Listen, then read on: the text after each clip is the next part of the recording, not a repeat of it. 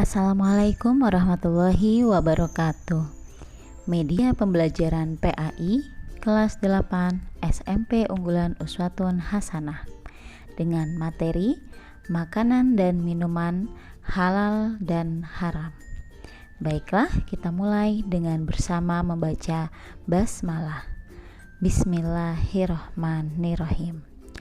Sebelumnya, di sini Bu Guru akan menjelaskan KD-nya, yaitu memahami ketentuan makanan dan minuman yang halal dan haram berdasarkan Al-Quran dan hadis.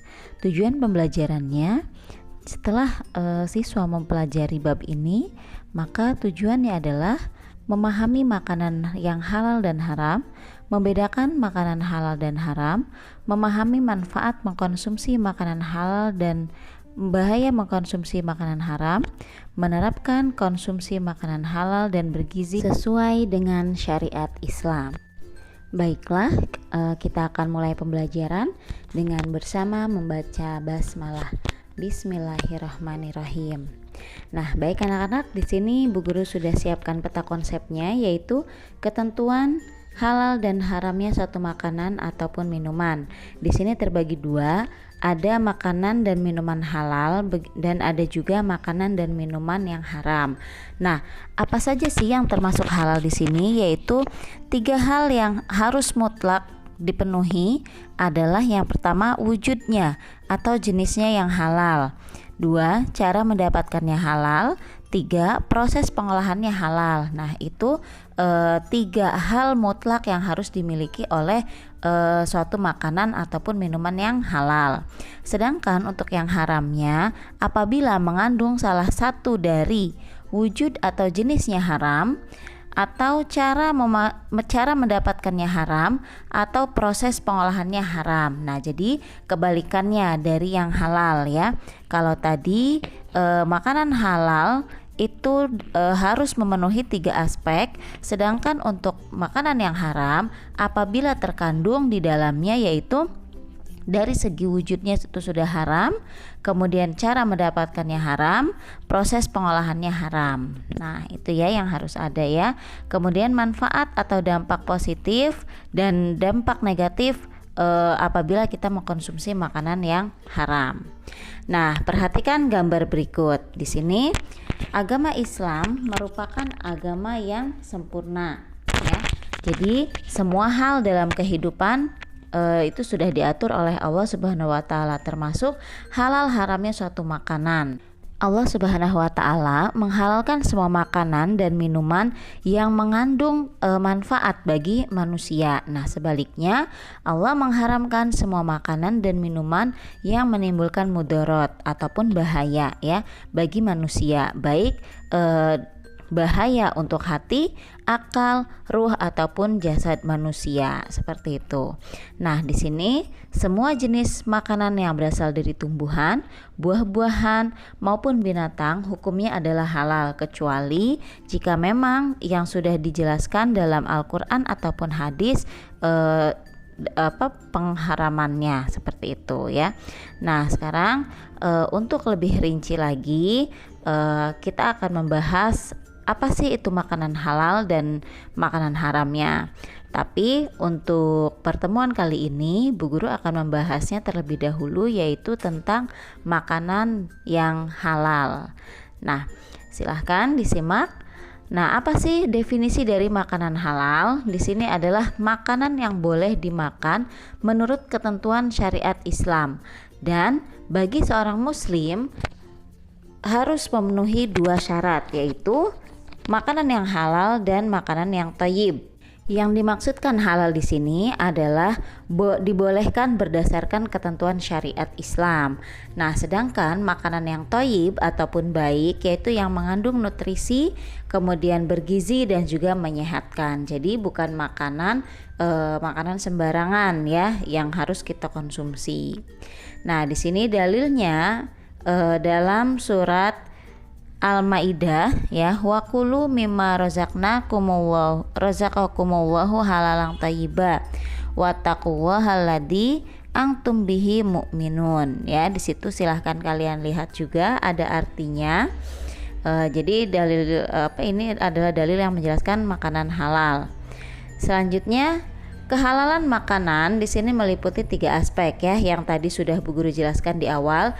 Jadi, halalnya suatu makanan itu dilihat dari 3 hal, gitu ya. Yang pertama, halal dari segi wujudnya atau zat makanannya itu sendiri. Jadi sudah apa maksudnya di sini? Makanan tersebut sudah mutlak halal ya dari segi wujudnya atau segi zatnya. Kemudian yang kedua adalah halal dari segi cara mendapatkannya, dan yang ketiga halal dalam proses pengolahannya. Misalkan nih kalian beli gorengan, nah gorengan tersebut itu kan wujudnya ataupun zatnya itu sudah halal ya, makanan yang termasuk boleh dimakan. Nah, kita lihat dari segi cara mendapatkannya dengan baik atau tidak cara mendapatkannya. Kemudian proses pengolahannya itu baik atau tidak, sesuai tidak dengan syariat Islam. Atau mungkin seperti ini contohnya. Wujudnya memang gorengan, makanannya adalah gorengan, tetapi cara mendapatkannya dengan hasil mencuri. Nah, itu sudah termasuk ke dalam makanan yang haram, meskipun wujudnya ataupun nyata dari makanan tersebut adalah makanan yang termasuk halal gitu. Tapi kalau misalkan cara mendapatkannya dan proses pengolahannya salah, maka itu termasuk ke dalam makanan yang haram. Selanjutnya, jenis makanan halal. Di sini ada binatang yang dihalalkan ya, ada binatang darat dan juga ada binatang laut. Adapun binatang darat yaitu yang halal dimakan dagingnya, seperti contohnya unta, sapi, kerbau, kambing, ayam dan juga sejenisnya ya. Binatang tersebut menjadi halal apabila disembelih sesuai dengan syariat Islam. Nah, tetapi kalau misalkan binatang tersebut sudah jelas-jelas halal tetapi disembelihnya ataupun disembelihnya tidak sesuai dengan syariat Islam, maka tetap binatang tersebut termasuk ke dalam binatang yang haram, seperti itu. Nah, di situ ada dalilnya yaitu di Al-Qur'an surat Al-Maidah ayat 1, Uhilat lakum bahimatul an'am, yang artinya dihalalkan bagimu yaitu binatang ternak. Nah, jadi binatang ternak itu dihalalkan sudah pasti ya, karena memang wujudnya juga sudah nyata itu binatang yang dihalalkan oleh agama. Tetapi kita lihat dari kedua aspek yang tadi ya, dari segi cara mendapatkannya sama dari segi cara pengolahannya, baik atau tidak sesuai syariat Islam ataupun tidak, seperti itu. Selanjutnya, binatang laut, yaitu semua binatang yang hidupnya di dalam air, baik berupa ikan maupun hal lainnya. Nah, di sini sesuai dengan syariat Islam, hukumnya halal untuk dimakan. Nah, hal ini juga dipertegas dengan adanya dalil di surat Al-Maidah ayat 95.